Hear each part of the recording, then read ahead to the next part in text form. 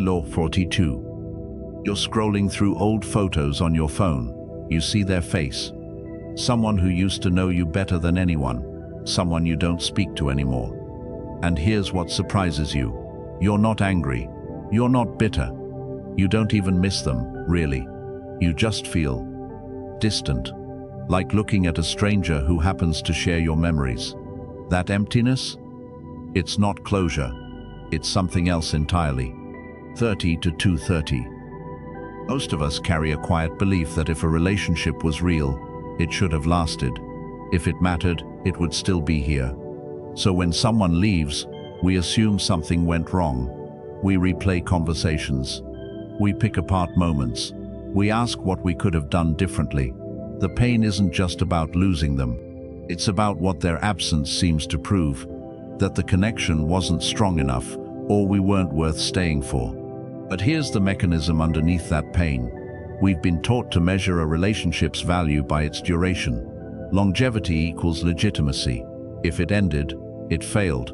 This belief creates a psychological trap. We start viewing every ended relationship as evidence of inadequacy, ours or theirs. And because humans are wired to seek patterns, we begin scanning for what's broken. We look for the flaw, the mistake, the moment it all fell apart. This need to assign blame is actually a control mechanism. If we can find the reason it ended, we can prevent it from happening again. If we can locate the failure point, we can fix ourselves. But that framework misses something critical. It assumes all relationships are meant to be permanent. That growth is static. That the person you needed 3 years ago should still be the person you need now.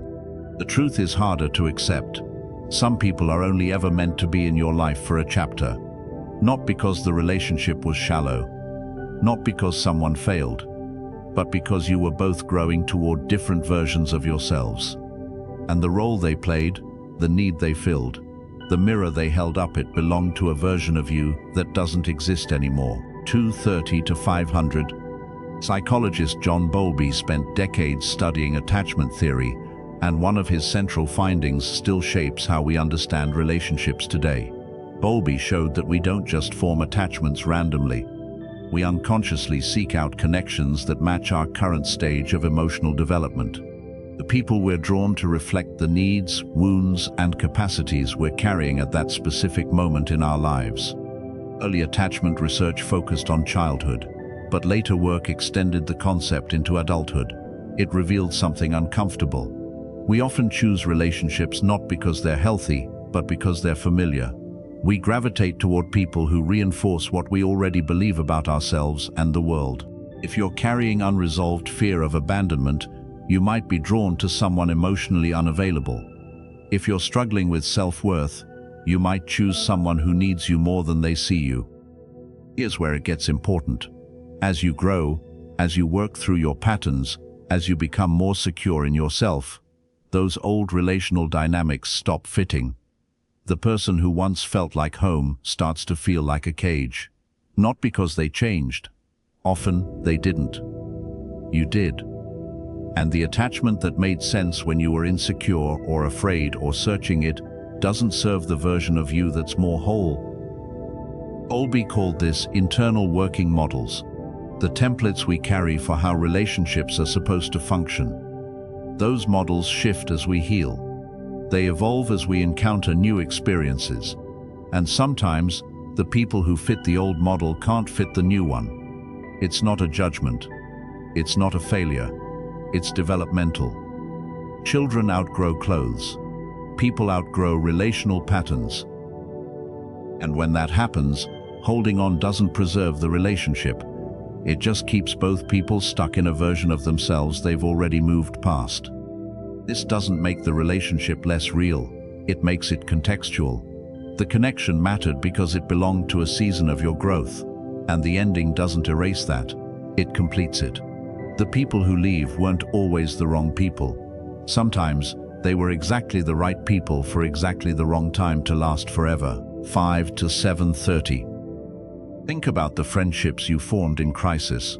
The late-night phone calls. The shared weight of something heavy. Maybe it was grief. Maybe it was a breakup. a job loss, a family rupture. You bonded over survival, and for a while, that bond felt unbreakable. You told each other everything. You leaned in hard. You said things like, "I don't know what I'd do without you." Then the crisis ended. You stabilized. Life returned to something closer to normal. And slowly, quietly, you had less to say to each other. The conversations felt thinner. The silences got longer. You started wondering if you'd grown apart, or if maybe you were never really together in the first place. Here's what actually happened. The relationship was built on a shared need. You both needed someone to witness the pain, to validate it, to sit in it without trying to fix it. That role was critical. It held you upright when you couldn't do it alone. But once the need passed, the foundation shifted. The thing that connected you was no longer the thing defining your days. And without that shared weight, the relationship didn't have enough structure to hold itself up. This isn't shallow, it's functional. Not every relationship is designed to span every season of your life. Some people are meant to walk with you through the valley, not live with you on the mountain. Their presence was never about forever. It was about then. And when then became now, the fit changed. Trying to force that relationship into a new season doesn't deepen it. It just makes both people feel like they're performing a closeness that no longer exists. The guilt comes from the belief that real love is unconditional and endless. But love can be real and still be seasonal. It can matter and still be temporary. You don't owe someone your future just because they were vital to your past, and they don't owe you theirs. Some people are in your life to help you survive. Others are there to help you grow. Very few are meant to do both. Some bonds are built for endurance. Others are built for emergence. And knowing the difference is not betrayal, it's clarity. 7:30 to 9:30, we tell ourselves that if two people care enough, they'll grow together. That love means evolving side by side. That real connection bends but doesn't break. And yes, sometimes that's true. But just as often, it's not. Because growth isn't always parallel. Sometimes it's diagonal. Sometimes it's in opposite directions. And no amount of effort changes the trajectory. You can want someone to grow with you and still watch them choose to stay where they are. You can offer space, patience, understanding, and still see them cling to old patterns. That's not a failure of love. It's a difference in readiness. Growth requires timing. It requires internal permission. And you can't give someone that. They have to find it themselves. The painful part is recognizing that your growth might be exactly what makes the relationship unsustainable. The more you heal, the less you tolerate dynamics that once felt normal. The boundaries you start setting feel like rejection to someone used to your flexibility. The honesty you start practicing feels like criticism to someone who needs you to stay small and safe. You're not trying to hurt them. You're just trying to breathe. But to them, it feels like you're changing the rules. And maybe you are, because the rules were written by an earlier version of you, one that didn't know what she needed, one that prioritized peace over truth, one that bent to keep others comfortable. That version served you once, but she doesn't live here anymore. And the person who loved that version of you might not know how to love this one. You can't apologize your way back into who you were, and you shouldn't have to. Growth is not a betrayal. It's a becoming. And some people will celebrate that. Others will mourn it. Neither response defines your worth. The people who can't grow with you aren't broken. They're just not yours to carry anymore. 9:30 to 12 nudders and renounced. When someone walks away, we tend to internalize it as evidence.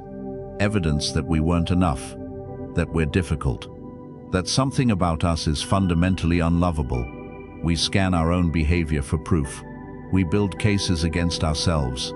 We become both defendant and prosecutor, trying to figure out what we did to deserve abandonment. But here's what leaving actually proves: that two people reached the edge of what they could build together. That's it. It doesn't prove you're too much or not enough. It doesn't prove the relationship was a lie. It proves that relationships have limits, And sometimes those limits arrive before forever does. When someone leaves, they're not issuing a verdict on your value. They're making a choice about their capacity. Maybe they don't have the tools to meet you where you are now. Maybe the version of connection you're asking for feels foreign or frightening to them. Maybe they're still living in a chapter you've already closed.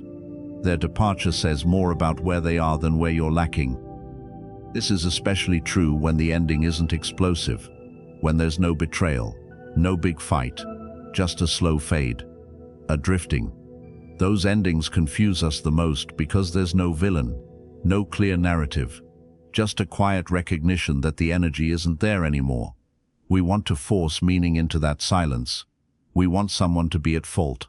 But sometimes the only fault is in expecting every connection to last longer than its natural lifespan. There's a concept in ecology called succession. It's the process by which ecosystems change over time. Pioneer species come first. They break up the soil. They create conditions for the next wave of growth. Then they die off, not because they failed, but because they did their job. They made space for something new. Relationships work the same way. Some people are pioneer species in your life. They arrive when the ground is hard.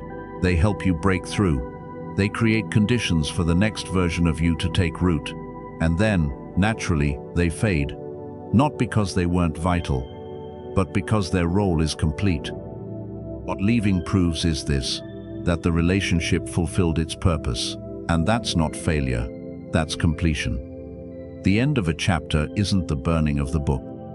12 So here's the shift you can make right now. Stop asking, what did I do wrong? Start asking, what did this relationship teach me? Not in a forced gratitude way, not in a spiritual bypass where you pretend the pain didn't matter, but in a real, honest inventory. What need were you trying to meet through that person? What part of yourself were you trying to understand? What did their presence allow you to explore that you couldn't access alone? Write it down if you need to. Make it specific.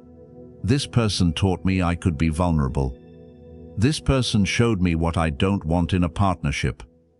This person held space for my anger when I couldn't hold it myself. Even if the relationship ended badly, even if they hurt you, there's something you learned in the wreckage. That learning doesn't excuse harm, but it does give the relationship a function beyond just pain. Once you've named what the relationship taught you, ask the next question. Do I still need someone to teach me that? If the answer is no, if you've integrated the lesson, then the relationship has done its work. You're not losing something you still need. You're graduating from something you've outgrown. This doesn't mean you stop caring about them. It means you stop trying to resurrect a dynamic that belongs to an earlier version of your life. It means you release the idea that their presence was supposed to be permanent. And it means you start seeing endings not as evidence of failure, but as proof that you're becoming someone new. The relationships that last are the ones that grow with you. The ones that don't aren't mistakes. They're milestones, markers of where you were and who you needed when you were there. Honor them for that. Then let them belong to the past. To Agent 115 years. You're still looking at that photo, the one with their face. And for the first time, you realize the distance you feel isn't emptiness. It's space.